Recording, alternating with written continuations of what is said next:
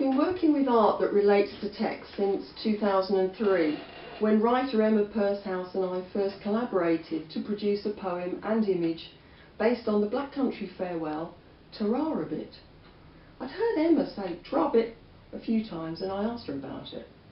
Out of our discussion came the plan to work together artistically. For those first pieces, Emma and I worked with a friend, Nag, and the two of them posed for me on the platform of a freezing cold Wolverhampton railway station platform. We were trying to create farewells that were moody and romantic, a bit brief encounters. As a result, Emma wrote "How Would It Be If You Left Me?", a really good poem, and I did some digital work and then an etching created in quite an experimental way, using many parallel diagonal lines on a metal plate. This is the etching that I did at the time, and it was an interesting experiment in etching, but I've never tried this particular style of etching again, although it was successful. And this is the digital work that I did with the poem, and you can see some of the shots of the actors, as it were, posing on the railway station and in the buffet.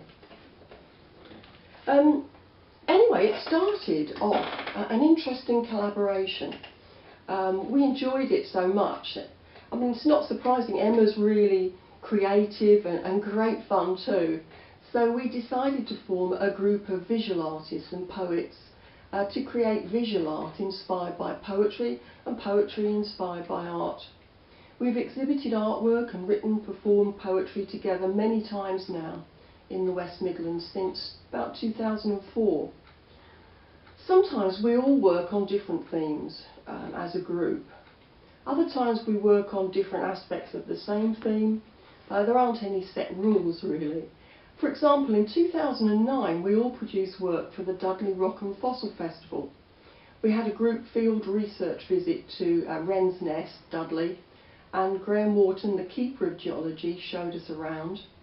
We made notes, sketches, took photos, and that sparked off ideas for the work that we produced, and all exhibited together at the Rock and Fossil Festival.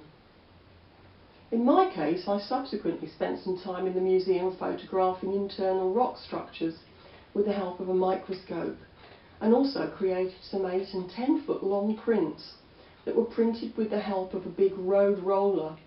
But large-scale print projects, so that's another story.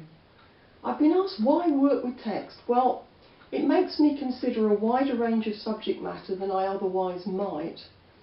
I like the discussion undertaken with the poets and artists about the ideas behind the artwork and the poetry.